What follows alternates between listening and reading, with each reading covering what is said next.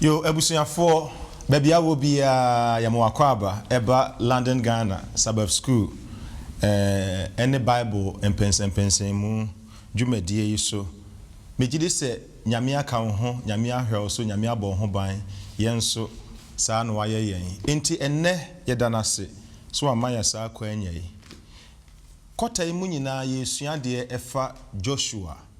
Ekwan nyame fa so frɛ no, nyame ede no esi Mose anan nyame ema ne beye kandifo de omutwa Jordan ede omukɔ Kena bɔhyɛ asase ne so na enne ye toa ya adesua ne so ye wo adesua etoso dubaako entimi bebia wo bia no mame enhyewo den se enne nyame wo bebe de ma enti twen yen bra yesiesie ho na ye nyina ya get into the study ya ba adesua ne so no.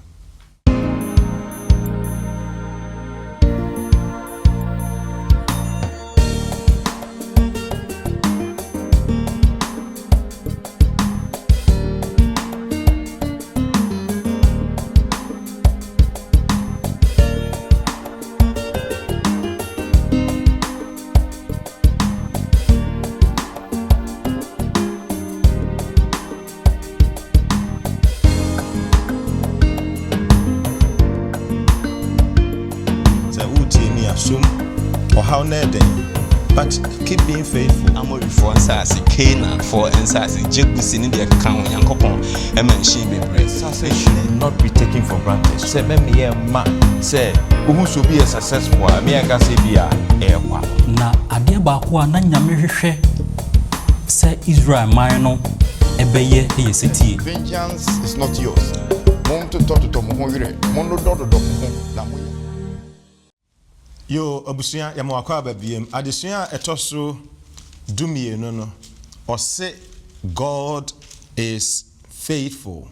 Nyame eye no kwafo de woka no oyo ohya ejina enti yebesua bibi afa de manyame eye no kwaredifo eho na da bia se de eye no yenya aboafo a omoboa yen emadesua no ye pensen mu enenso nyame adom wakyɛn nipa bebree a ɔmo bɛka ye ho na yɛsua adesua no na ansa na meyi ɔmakyerɛ na yakɔ adesua no mu no moma yɛnkɔ na yɛnkɔ tie enwom stronko emfiri yenuanom harmonies a ɔmo London Ghana for yɛnkɔ tie wɔ mo nwom hwehwem ɔmo siesie ma yɛn.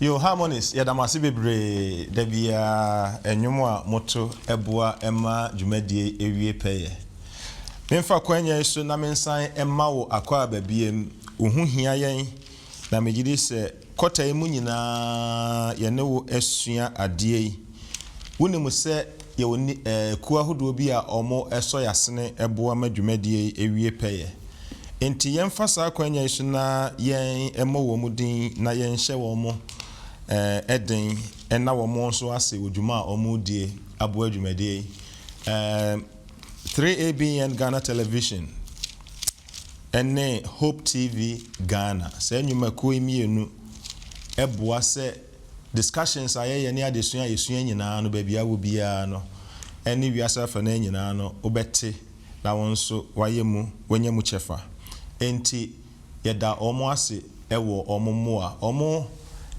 details omo contact details na good screen so no mesrel se bibi kan wakoma so pese wo boa wo mo na wo djuma wo die no so udi bibi ema wo mo ma no ekona nimu a mesrel contact wo mo na on behalf of yenyina no yeda wo mo ase ewo mo bo djuma sonko pa na mo ye no so mbetre nyame asemu ama obia atibie na men na yenua Esel and so team London Ghana communication team almost Jumasron Komodie.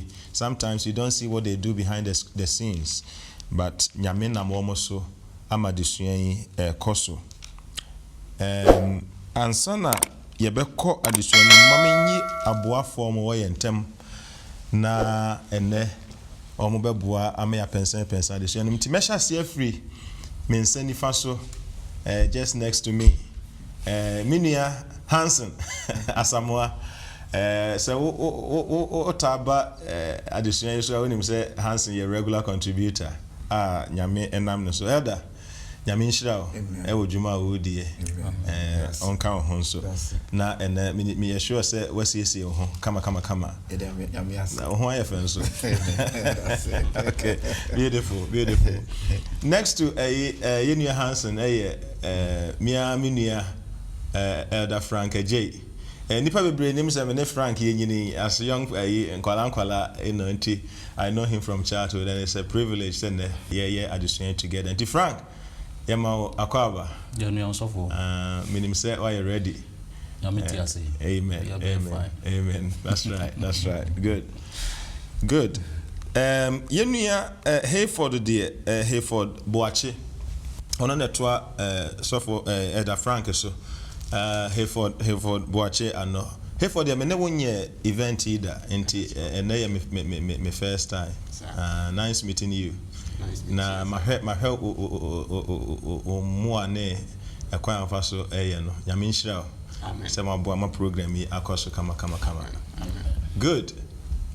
His Excellency Mr. Ntim Harry Ononso Yamuakwaba. Good. Me assure say why you ready? Ama another siano so. Good. Say ebusia for hu nyina ho yeah. Good. Right. Ye friend me Sofo Emmanuel Asamoah me gyina mama ye nua Bismarck na ene adesua atoa so. Enti the Biana meka say you are a very important guest, but also a very important part of this program. Program because woka ho enti ema wo Akwaba sonko kwa so bia wugina bia siesie wakoma na siesie wadwene because na nyame beka bia akire wo na obeka bia akire me nso enti enye aso na yentie. Tell me di kan ya wadesua toso dumie no the 12th lesson. Kota yi nyina no yesua about Joshua or say faith from Joshua yesua about ensembebre akaba akoni de kota ni nyina abawieye but no topic no say God is faithful nyame ye no kwafo. What does it mean edin na nyame ayenti o ye no kwafo na how does that apply to you eno eho ade ina ye besua enti ebesre na yakoya kenka asem no esunansana no yebema enua Hansen abompaye amaye adafo mo maye mompaye enyankopon obade nyame atumi nyina ya wodia yeda wase enenso se wadumunti wonam won kwan so de wonsem mayen na yen atete yen ama umaye no enenso yesre ho kronkron ho den se mekyerekere yen amen.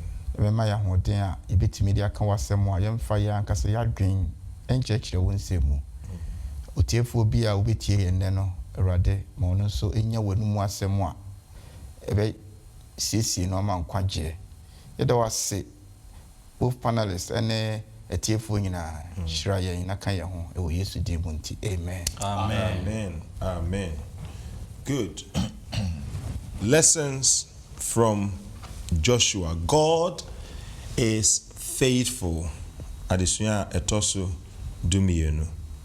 Adesua no osha nefa bebre ejina Joshua chapter 23 from 21 last week adesua etoso duba no yesua ehunu ekwan efaso resolve conflict how ba ehunu niema na ekoso wo Israel for mko Canaan no the Gibeonites ne the Gadites ne rumors be a buy and kwanya Joshua nyame fa no so resolve yesua niema bebre wom so went ya misro go back neti a very very beautiful lesson.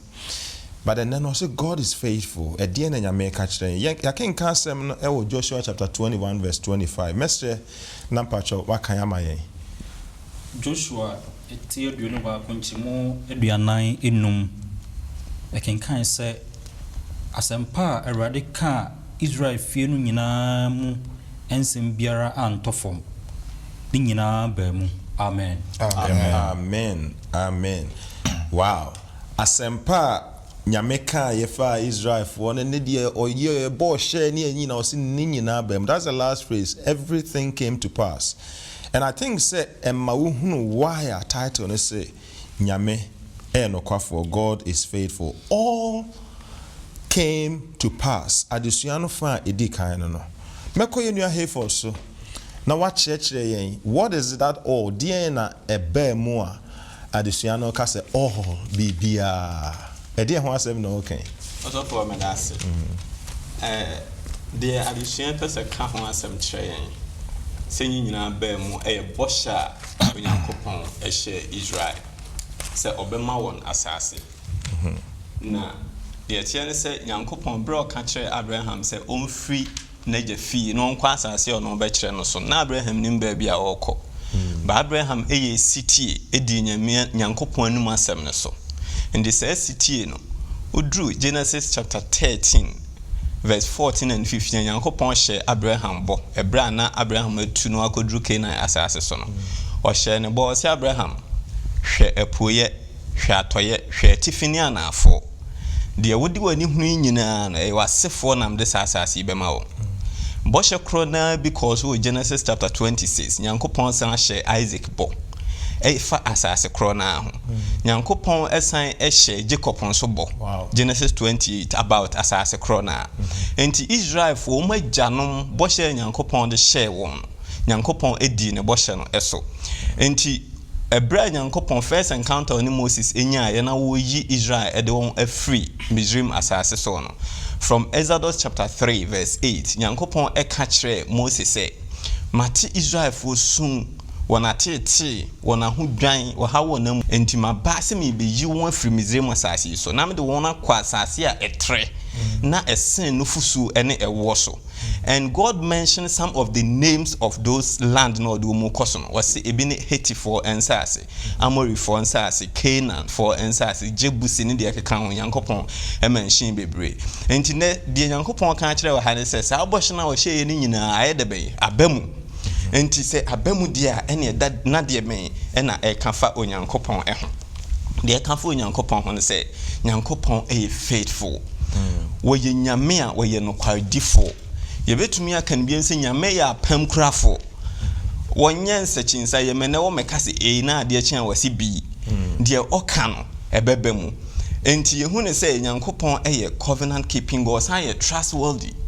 yebetumi anyanemu ahotoso amna ye deben ayeye enti ebo a wo share Israel for ese odo mu be free Misraim na odo mu be ko Canaan asase ne nyina nim se Israel free Misraim e ko Canaan asase no omu hia wo how bebre nanso wo how ne nyina mu Nyankopon e kan wo mu edo mu ko ekodru asase no so enti na adesua na me ate ase se Israel etimi nya asase no a they can't give themselves any credit sa asase ne nya na ya ho odin mu ene edinya asase no because addition toson krono me ati asese Israel wo mu ankasa wo mu slave masters Misraim for nkomo antimi ne Canaan for na anko ni Canaan for so nkunimu anwie simple because say na enkro na fasu enam so kra na nhwemu kire say Jericho afasu no kra no na aponko me ntimi bonsa ho wo so ma na yeye and there was no way say Israel betimi ye di nkunim e wo Canaan so e wa bra nyame enye deben enka ho and say Israel timi di say nkunim na kire say enyankopon adom na humobro a wo de dom wo ntina ma wo ye deben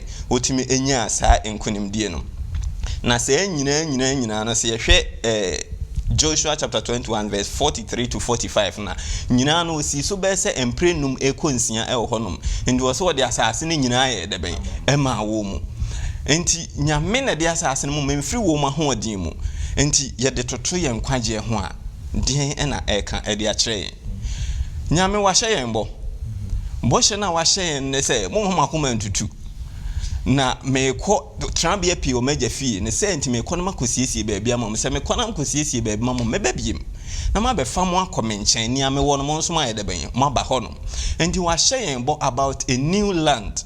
That's Revelation chapter 21 verse 1 ekopem training yankopon ahye bo about asase foforo soro foforo ne asase foforo de bede o de be maye enti minu mienu ye guso aye twen sa abohye no and wasi ye nyanyame mu gidie se nyame a wo hye Israel fo bo no amu ne bohye so da etoda kra na Israel fo na bu bohye no so still na yankopon ani da so ye de ben edi won na chi etis ekopem se wo de won dru bohye ne so bohye asase no so enti de ka kire minu mienu ne se yankopon enam Jesus Christ so was secure ticket for our return ticket back to Cain back to Eden asase a yehwere ye no obesan de amayen bio enti osi enyanyame mu gidie na enyane mu ahotoso se sede tie bia no wa hye yen bo na bohye na nye ya ho odin mu na ye be fira yen sa be kan bohye no e osi enyanyame mu ahotoso mami enye ye in fact one narrative story no very beautifully, but I'm just trying to think. Nyame de boshe na ma Abraham sena sefo nsabeka. Now these people are slaves. Omo ye nkwa. Yeah. Ewo Misraim. Omo fasre so. Omo ye weak. You know, in fact, what heat cray wars our wilderness there is no logical reason why they should be successful, but somehow they are. And today, all can I say it is only because of God. I think some Monday lesson talks about signs and then why Joshua clearly understand everything you have said. There what can be Joshua etias enti ni penning fee mu no omo akuduru ho no oye bibi mema uncle in team abiebie mu what that means and said the sibwa me etinya me faithfulness I work ho asemi ase me that's so say ye hwe said the adisuana ababidua ne ye hwe Joshua kunimdia wa yama the whole of Israel to this time na nimfia kwa nim kakra it not just wayemre but ye hwe Joshua 23:1-5 but just bit me read Maya Joshua 23:1-5 say na Erade asem say na Erade ma Israel home everyone atamfo a watwa won ho ahia nyina nsem akire enapi na Joshua abo akra na wadi ena bebre no Joshua frɛ Israel nyina wɔn mpanyinfo ene wɔn atitiriw ene wɔn atemufo ene wɔn ahwɛfo no hyiae na ɔka kyerɛ wɔn sɛ me de mabɔ akra na madi enapi na mo nso mo hunu de Awurade mo Nyankopɔn ayɛ aman yi mo anim na Awurade mo Nyankopɔn no ɔno ɛna ɔmaa mo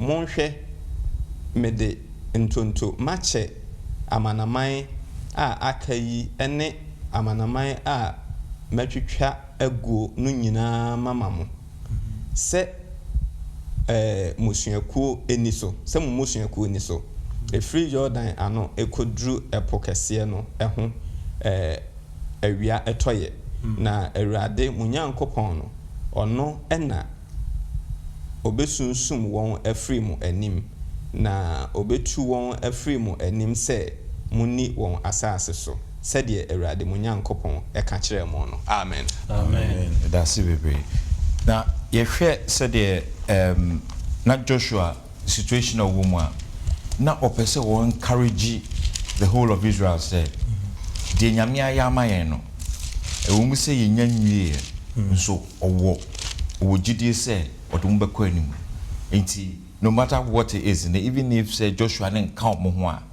nkunimdie de is guaranteed to so omure mfin kunimdie no memo omure mfin kunimdie no o kai wo mo say mon kai bebi efri aba bedu enti the way anim the way anim die so akra ye be nyam kudinim ye hwe adesuan no estro pa ye read one line bi ho ka che say success should not be taken for granted say me ye ma say who so be successful I mean I say be a strict adherence to systems or a process and a manner success no inti the ba Israel for Joshua make sure say de nyame ka che ne bia na odi so enu nti na man it me successful sa na adesua na etwa ya adwen aba so say for anything obey bia so wo fa nyame akwa so a obey successful.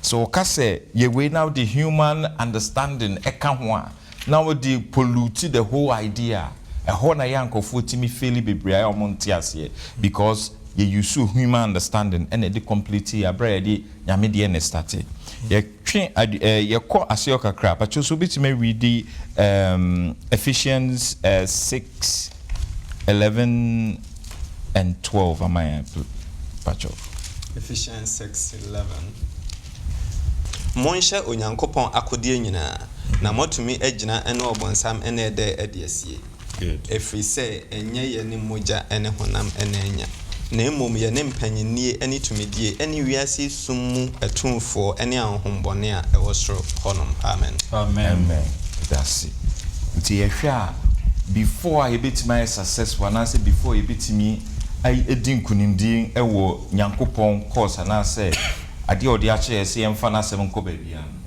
the spiritual warfare needs to be fought first and won. Na hono na nyankopon na djuma no. Ansana yen nipa ne yehu. Tisi ye de ehu bibia ye de ehu ni na hye ne mu a ɛhɔ ɛna otimi ko saa ɛkon no man odi nkunimu ɛmayen a na physically a manifeste ɛwɔ ya brabom ɛne bibia ye bia ne mission bi odi amaye bia betima sese. Into their work and actually say there is hope. There is hope for us. Always. Say ye yesutie say the nyamema Israel for no way say yourself komutimi asase no but omo ye nkunimdefo no nyame so be mayen so yaye. I'm interested Eda Frank ekwan ben so na say nkunimdie ye betimi ensa can be bra ye hwe how to draw boundaries. I think Sadisha ba ko na about clear boundaries.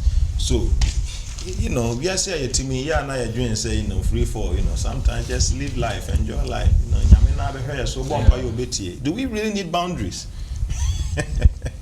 to be successful? Me da se so for. Me just say me nua Harry adi kan pone me nsam no ehun bebre kra. Na so hwe Israel for akwantu free Misraim kwa nyame edi omo faso etwa pokoko no nam esreso Jordan eja etwa Jordan ekodru bosha asase no so a say de na he for the ka ho asem no Israel for no muni akodie bia bibia ni ho a omo ye ya eno contribute to omo nkunimdie no na ade ba ko a na nyame hwehwe se Israel man no ebeye eyesetie enenti boundaries o ka ho asem yi no beno yasase ye tiso ikura no yenim se obia fa hodie o ba bia ekopem kro ni aman enimpo efia titimu no obia wo ba bia ne hye ekoduro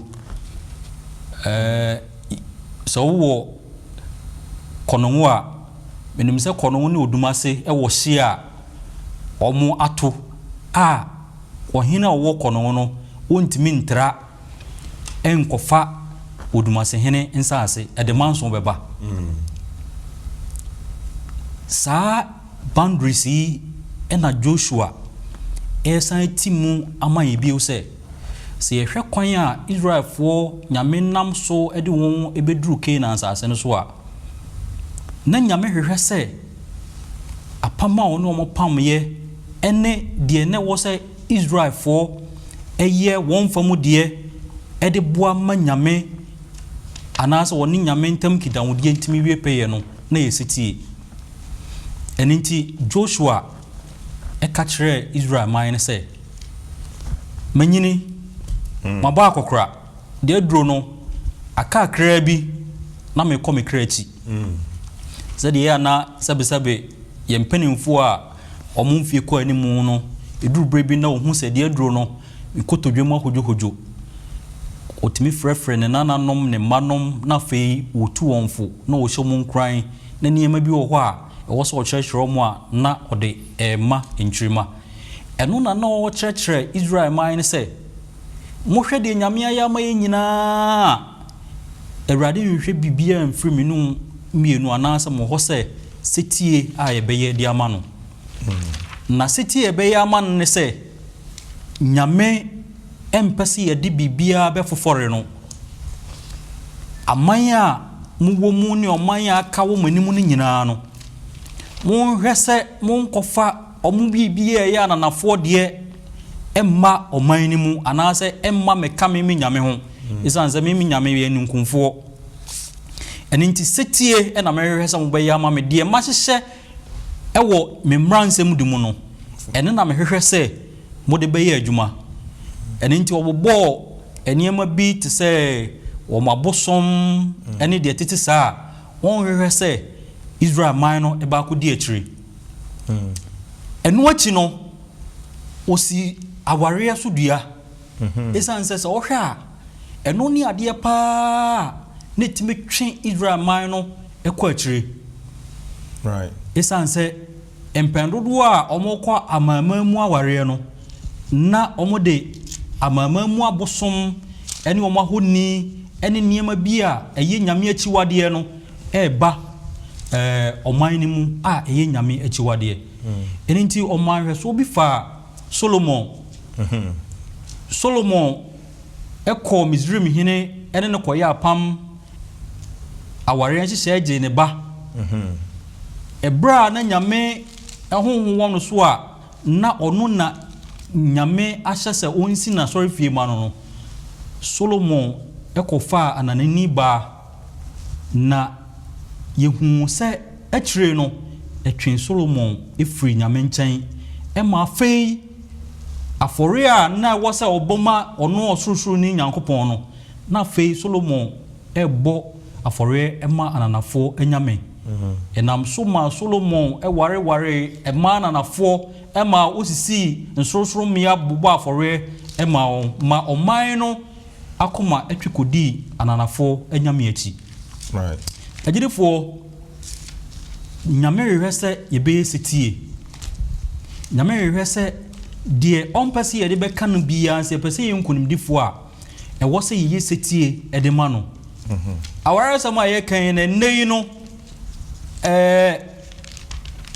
ewom mpanimfoɔ etu yɛfo suahunu ne deɛ keka ho nanso eduru bre bi a esan sɛ ya na yɛpɛ sɛ yɛfa yɛ akwan so nti no me kɔ ware no ma twena ba me deɛ nanso ya na emre sɛ ananafoɔ no bɛtwe yɛn sen sɛ yɛn yɛbɛtwe wɔn ɛne nti saa suahunu nti na Joshua etu ɔmanfoɔ no fo sɛ yɛmfa yɛn ho nkɔfɔrefɔre ananafoɔ wɔn a yɛne wɔn nigidie korɔ yɛne wɔn twe nkonnua korɔ ne ba ne saa ebɛfiri Awurade akyi na ɛbɛma yɛn kwagye abɔ yɛn. Good. Ne nyinaa mu no otu yɛfo sɛ yɛkenkan 1 Corinthians chapter 7 verse 12 to 16 a ewom ebi yɛ asoɔden akɔfa ananafoɔ ne deɛ keka ho nanso ɔkyerɛ yɛn sɛ wakɔ woyɛ gyidini no wakɔ ware ananam ɔnanani dada deɛ a ɔhyɛ yɛn sɛ yɛnyaa no ne mmom no yɛmmɔ mmɔden sɛ yɛnyɛ gyidi a yɛwɔ no yɛbɛhyɛ mu kena na yɛama wɔn mmom aba bɛhu nkwagyeɛ no sen sɛ yɛbɛma wɔn atwe yɛn mmom akɔ akyire. Ɛne nti ahye a Awurade de to hɔ anaa Joshua ɛde to ɔman n'anim sɛ ma yɛn ntra nyame nhyehyɛeɛ a ɔde ama yɛn no so ɛnkɔdi ananafoɔ ɛnyame akyi ne mmom no yɛntie deɛ Awurade ɛnam ne mmaransɛm ne ne nkyerɛkyerɛ so ɛde ama yɛn sɛ ɔno nko ara ne nyame na yɛnkoto no nsɔre no yɛmfa ɛno nko ara na ɛde nkwagyeɛ ɛbɛbrɛ yɛn wɔ awiebere mu. Eda Frank. Amen. Amen. Watch it mu pa na I believe say set the foundation no well.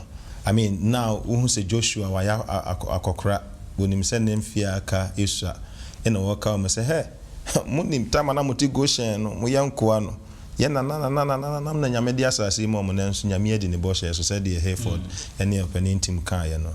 But at the Hansen adisuane si drew baby no nyame ebufuhie Joshua can be before nyame ebufuhie ho. Tell us there na ekoso ha say na dey na Joshua go for nyame because safe the milk and honey omudi wo I'm say from additional baby a fiba no. Yeah. So you can set a very good tone for sa particular part where na Joshua oka onyame ebufuhie no. Na yentie se ne oka no se ne be ya ebehunu exactly the point. In Joshua chapter 23 no. Joshua chapter 23 sania oka nyame ebufuhie no verses 15 and 16 no. Ne oka fa ho. Okay. Na sɛdeɛ asɛmpa a Awurade ɛka no nyinaa aba mo so no saa na Awurade bɛma asɛmbɔne nyinaa nso aba mo so akɔsi sɛ ɔbɛsɛe mo afiri asase pa yi a Awurade mo Nyankopɔn de ama mo yi so. Se mofom Awurade mo Nyankopɔn apam a ɔhyɛ mo no na mokɔ kɔsom anyame afoforo na mosɔre wɔn a ɛne Awurade abufu ɛbɛdɛre ɛtia mo na wasɛe mo ntɛm afiri asase pa ɔde ama mo no ɛso. Amen. Amen. Amen. No, I can't yakra, but Meaning the amen for amen. Say nyame no kwafo.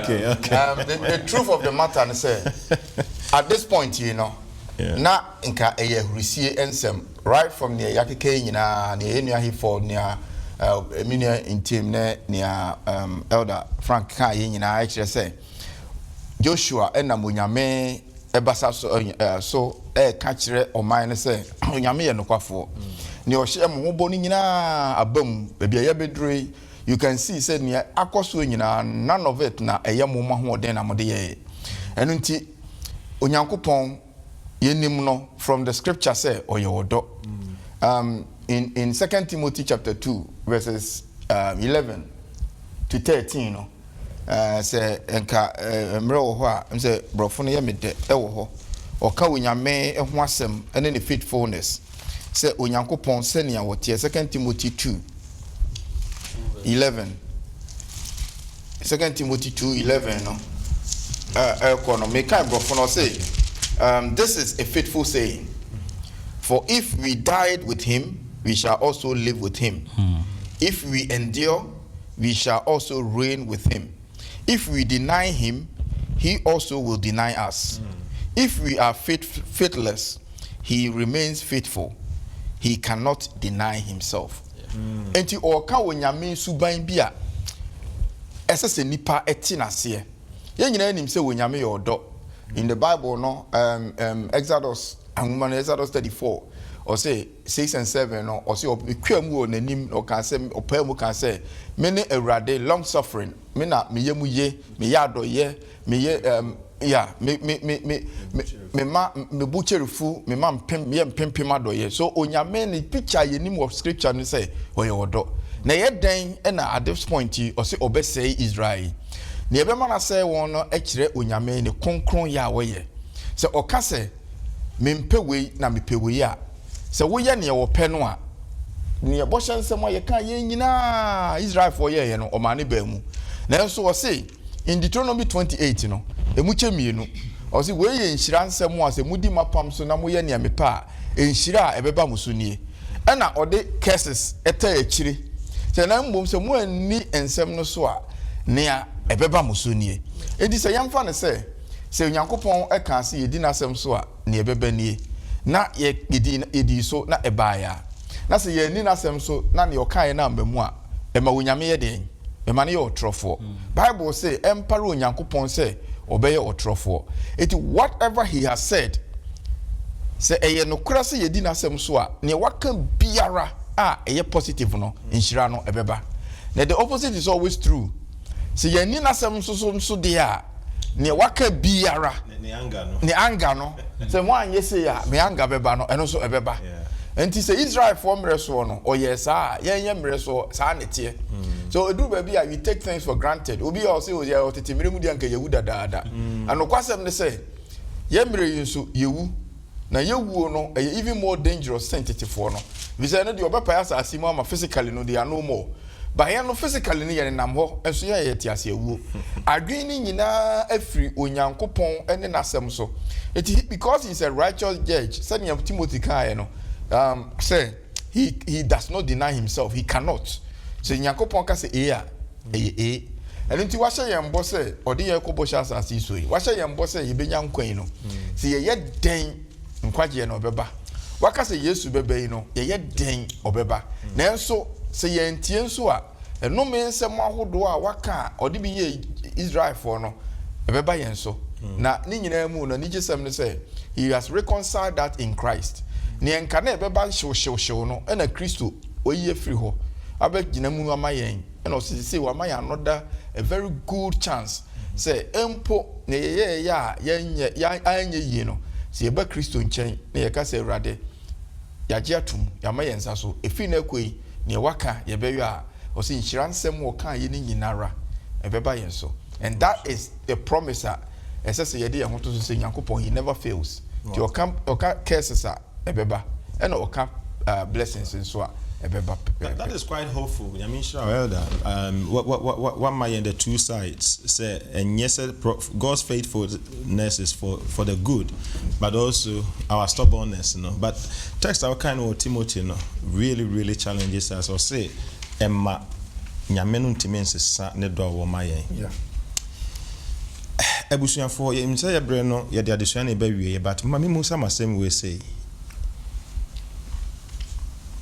adesua ne say de ya kan nyina nam se nyame ye nokwafo nti ye nso ni mu.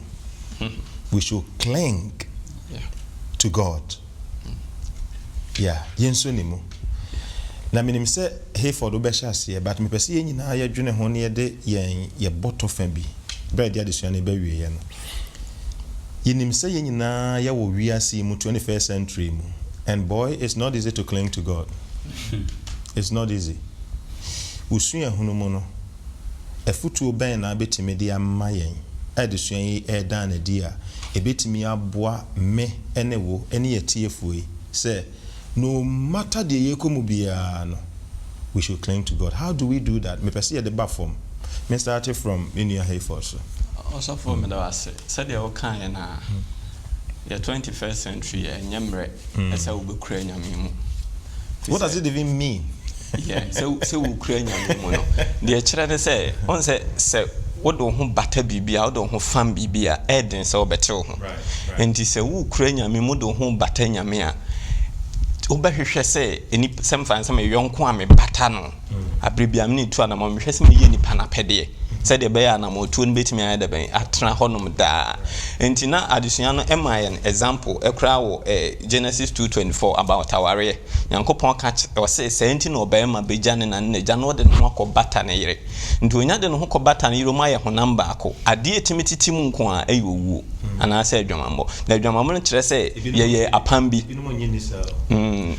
ya no kire say apambi apam no ba ako eni so enti emunya de ben entity de bema mu atete yowu mino mienu si yesi ye de ho bata Nyankopon de a na kire se owu nko a ene betumi ama na yewu mu kura Nyankopon bo be senya ne enti Nyankopon kura de ye no kura ne mu nya de ben entity da na de suan kan asem ba ko pastor about love.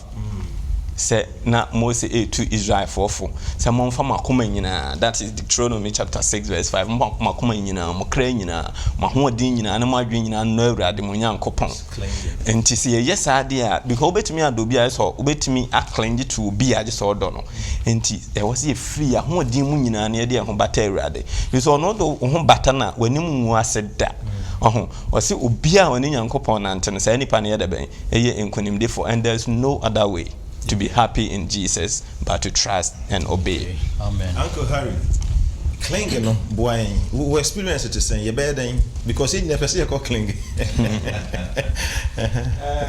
It's easy, but nyame man easier for us. Say, bibia ye no, esi ye no daily. Intimi gaps because upon some honor gap bi obehu bia. A honor person we share. Inti a daily prayer, a daily communication with God, daily sequala main canon. So we do manyame a daily decision, and I'll be to me aye. Now we're gonna say when nyame be to me so we said any Hayford kind is the only way. Amen. Because nipa kona ene kono yintimi nenko.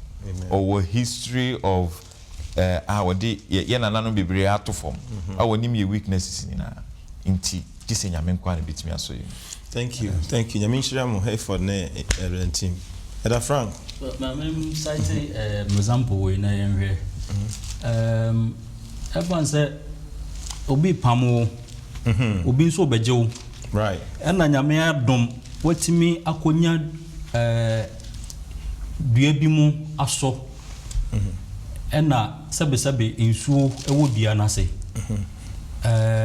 nipa na obejo no wani tua na so oba ena wonso wonsa kura bia ni mu a eduru bra bia otimi se wonsamu yo ya agopa wujai mu a wawie ya no eno nti emode bia obebo se ɛwɔ sɛ wɔn nsɛm ahodo deɛ nso wobɛkura dua na mu kɔpem sɛ deɛ wɔba abɛgye wo no bɛba abɛgye wo no wobɛtu saa namɔ no saa ɛfam no bi na wɔka ɛho asɛm wɔ ha megye di sɛ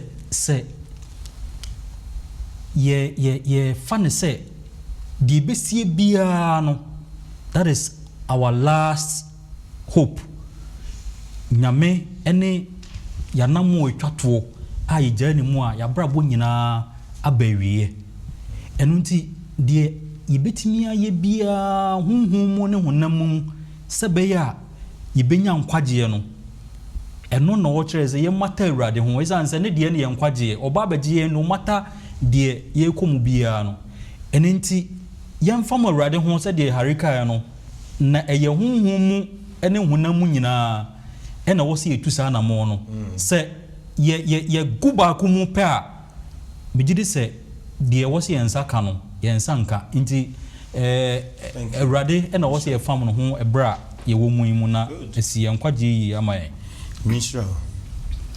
Eda, fire wie. That's it. I'm say near yake nyina no obia kan word bia me de pass enyemre enough from because answer na obi be use brofo say clang no na manage elder ne analogy no ho before someone can tell you to cling it means that there is a force that is separating you from something and a watcher also so ade mu bi mu den ti practically no say yebetimi ayesa Yesu no ankasa ekaye ewo John chapter 13 verse 34 or say a new commandment I gave you ahyɛdeɛ foforɔ na mema mo and again and sign a new commandment because it was Leviticus Leviticus 19:18 no na ahyɛdeɛ no wɔ hɔ say vengeance is not yours mon to mo ho were mon do mo ho na mo yesa e ya hyɛdeɛ ɛna Jesus say mema mo new commandment say new commandment ne say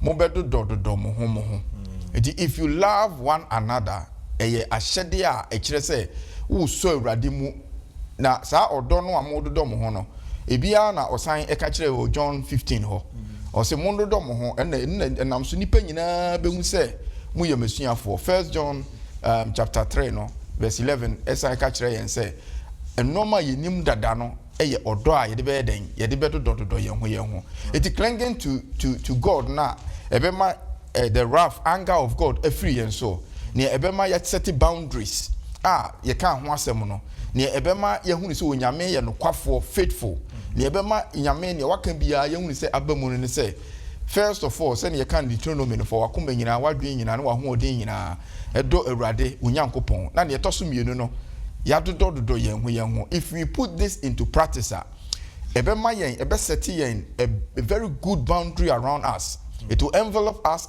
against every evil ɛbɛba yɛn ho every say clinging in easy deɛ nanso wama yɛn that hope na Yesu Kristo ne wɔn kronkron no ɛne abɔfoɔ no ɛdom yɛn ɛma yɛtumi ɛsɔ awurade mu and yɛtumi yɛ saa deɛ a na yɛayɛ nkonimdefoɔ for promises na ɔde ahyɛ yɛn no so elder abusuafo nyame nhyira mu nyinaa nso mepɛ sɛ megya yɛn with a picture Elder Frank painted you know just to you can't addition that is the picture about me tree menti maso dua bi mu branch bi mu nsuo fa me current ne bo ma se nya tweme akwa no me nsa ye me ya said you can about me pejama ni me hu se papai na ebe papai minim se obetumi age me but here is the shocking part. What happened to Mekai said there has been a number of times in Crawford across a situation in Mua or Babaje or that is the trigger because that means he said, "Se me yire me ho sumua means obeje me." Assume say papa no obi a me say what try 5 times 5 ni you no lose or monko I won't even bother. And I think that the Maya said God is faithful because there was no reason why Senka Israel for no some timidin kunim but omudin kunim. There is no reason sabon sama or your experience won't mean nada me no me no my hiase. But Nyame say I've got your back mejo because I'm faithful. To keep holding, keep clinging. Say utie me assume or how neden but keep being faithful. Additional can baby or say Nyankopɔn ɛka kyerɛ Joshua ɔnam Joshua so ka kyerɛ Israelfoɔ no sɛ ɔmo nyinini sɛdeɛ ɛbɛyɛ ɔmo a for the sake of their own soul ɔmo a nkwagyeɛ ne ɔmo nkwanti they should keep holding. And Mijidi said that is what we want to end today's lesson on. Nyame nhyira yɛn, nyame boa na ɔkyerɛ sɛ nnɛ yɛde adesua no nyinaa kɔtani mu adesua no nyinaa the 13th lesson yɛde bɛbɛ wieɛ na aboafoɔ nso nyame nhyira mo paa ɛwɔ mo break adesua no down for us. Good. Mema onua Harry abɔ mpaeɛ na yɛde adesua no ba wieɛ. That's it. So, Yamonpai, Brother, that's it. So, my acquaintance say, Yembe, Sian was na intimate pessimu, a mango fontiasi, yet the intimate as you, as well say, a baby could be a dream beer monotimitiasi. 9 point to me fan body brown to me fan you juma. Na, I'm ma for forces was 8 me as. Yes, sir, we use Amen. Amen. Amen.